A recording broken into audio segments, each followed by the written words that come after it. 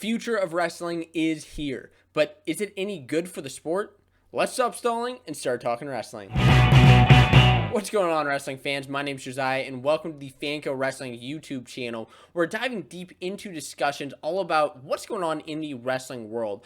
And the thing that I'm talking about today is the future of wrestling. It is happening right now, whether you want to believe it or not. I believe what's happening right now is the future of wrestling and where we're going to see a big shift going forward. And it's already, it's been happening this summer. And I just want to explain to you what that is. And that really is live events. So in this video, I'm going to talk to you about what some of these events were, why I think they're going the way that they are, why they're important, and just some of the pros and cons. I think there's a lot that has been happening this summer.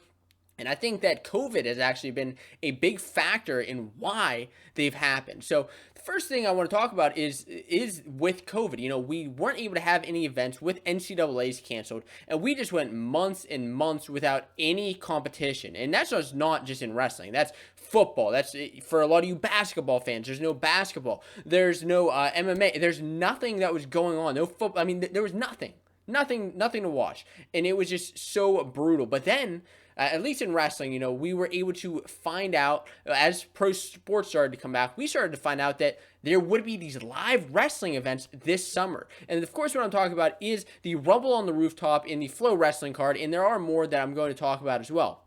But Rumble on the Rooftop was announced, and this was going to be such an exciting matchup. We had Nolf and Oliver. We had Pat Lugo and Pletcher. We had Rao and Downey. This was just a great matchup. The list goes on here. And this was a live pay-per-view event that happened on Fight TV. It was $20 to watch. And, man, this happened at the end of June.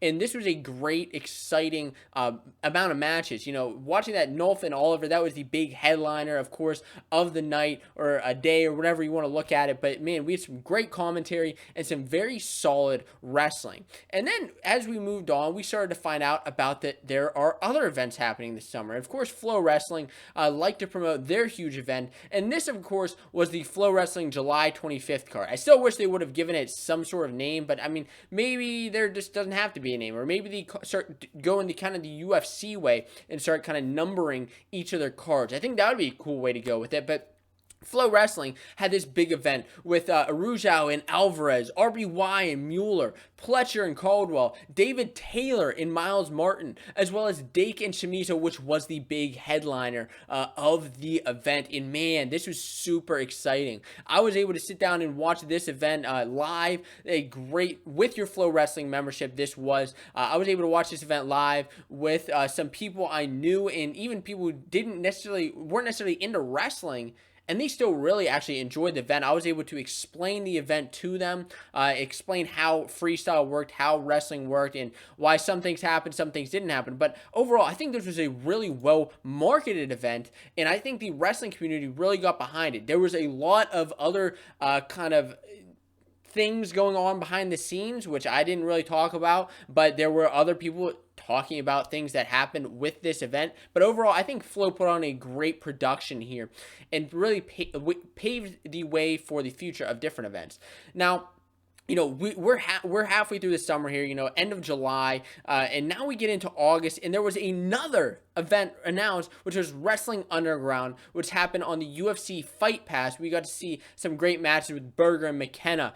We got to see Brooks and Rashid, Moore and Wynn. We got to see McFadden and Gant, as well as Gwizdowski and Gadsden. This was a little bit different of an event, compared to Flo Wrestling's event, which was kind of held in a private area, which was held on a mat, a slippery kind of Flo Wrestling mat, new mat, which I think, hopefully they break that in a little bit more. But the Wrestling Underground event was kind of held in a cage, and we saw that cage play a little bit differently with a couple of these matches and how they went down. We saw some of the weight changes be a little bit of a factor, considering this was kind of put on by the UFC. There were a couple of different things that happened here. And so, overall, another good event, some positives, some negatives. And then we had the Nittany Lion Wrestling Club event, which is going on September 19th on Rockfin with some of my favorite Penn State wrestlers, with Nickel Snyder, Nolf, Rutherford, Gilman, Kirkfleet, going up against some great competition like Deeringer, Machiavelli, McFadden, Pantelio, Cruz,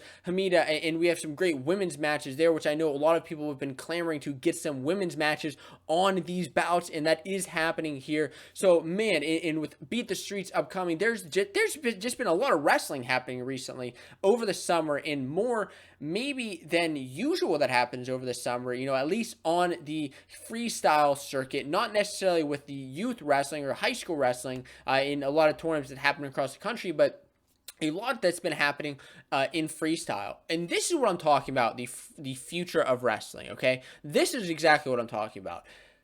We haven't really seen events like these happen in the past. We really haven't. Beat the Streets is one that I think is the biggest thing of note. We've had Final X, but that's kind of a different thing. That's kind of qualifying for the world team.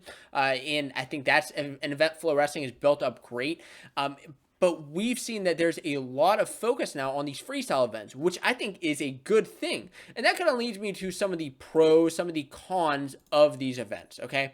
So first we'll start with the pros. First of all, you can't complain about having wrestling events. Just being able to sit down and watch wrestling on TV, if that's what you want to watch that night for your sporting event, it's exciting. It's a great thing to watch. And COVID has kind of forced a lot of these brands, a lot of these companies like Flo Wrestling to be a little bit more creative and find different ways to put on these events for fans that they're clamoring for. They know they want to watch them. We know that with no live sports, now we have some live sports to talk about and discuss. That's another pro.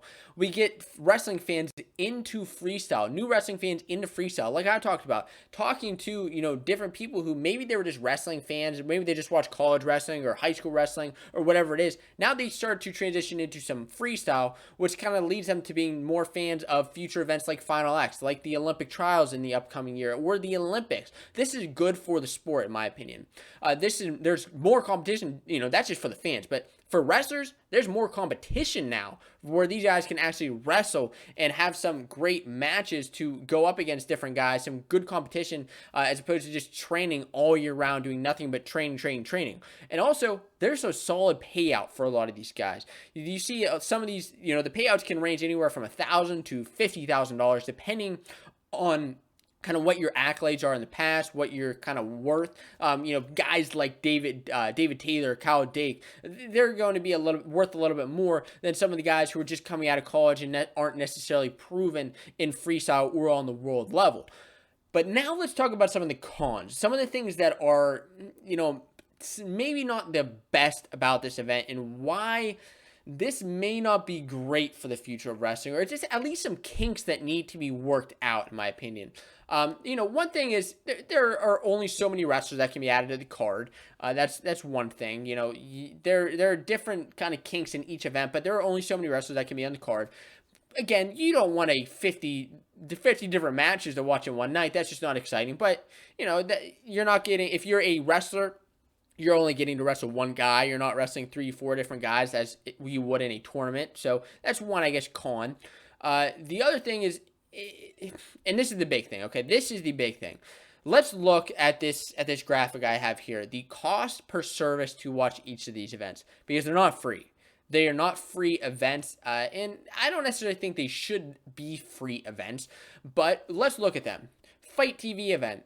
This was the Rumble on the Rooftop, was $20, one cost pay-per-view event, which I think is a great way to do it. Flo Wrestling, you had to pay $150 for the year. You had to put out a whole Flo Wrestling membership to watch this event. A lot of people were put off by that. I think Flo Wrestling should look at that pay-per-view model. I think that's the way to go, but that's what it was. Then you look at the UFC Fight Pass, which is $9.99 a month, which you had to sign up for, as well as Rockfin, which is $9.99 a month. Now, some of these have kind of free services, free trials. I believe the UFC Fight Pass has a free trial, or if you're already a subscriber, then you just kind of get it included with your membership. But if you look at all of this added up, it gets a little costly.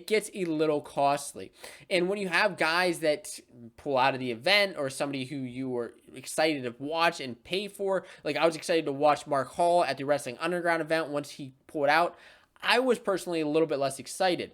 I also don't have just $200, $300, $400 to throw out for, each of these events as I know what you don't either. And I think that's a huge thing, is cost. Now, with that said, uh, look at live sports. I doubt that you're able to watch every single live sport and that you pay for every single live sport event. And there are different events on different channels, on different cable providers, on different streaming services. And there are great events that can be put on, but you don't necessarily have to watch all of them. You get to pick and choose with many different things as you do in life. Now, the other thing that kind of is a con here is it's on many different platforms. And this is kind of playing into what I just said, but this can be confusing for people. People, for the most part, they know a lot of these main wrestling sites. They know Flo Wrestling, Open Mat, Intermat.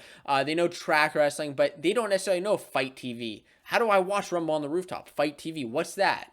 That's an issue. Looking at UFC Fight Pass, you're bringing a lot of guys from the UFC over to wrestling, but still that can be confusing for wrestling fans. And then Rockfin is a relatively new service, which people are going to be hesitant to, but it can be confusing for people. But again, this is okay. I just think it's a con for wrestling fans in certain degrees. And as well as this can just be confusing overall in general, just getting into freestyle. You have different events with different rules that can be kind of confusing. You have some Greco, some freestyle / Greco, some just straight up freestyle. This can be really confusing for wrestling fans who are just wanting to follow their favorite guy from college. Like if somebody followed Nolf in college and now they want to see him wrestle in this event, maybe they don't understand freestyle, but they get to learn it. That's a pro, but some of these other things can be confusing, especially when then you throw a cage into some events. Some of the events are on rooftop. What aspect is that? So, another thing.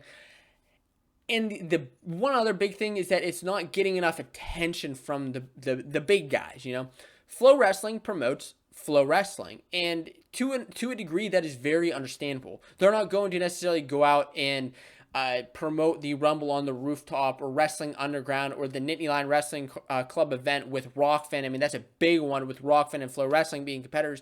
They're not going to necessarily promote that event. They may talk about it on FRL, but they aren't necessarily going to promote that as they are going to promote heavily their cards, their Beat the Streets event, things like that. Those are the events they're going to promote. So with people who just look at Flo Wrestling or certain sites, they may not see that there are these other events. So look, I think that there are many positive aspects. I'm so stoked about this. This was a topic that I thought that was important to discuss so that we know what is going on with the future of wrestling. I'd like to know your thoughts, with this kind of conversation that I wanted to have today about each of these events going on. Please leave your comments down below what you think some of the pros and cons are. I think it's very important to discuss what is going on with the future of wrestling.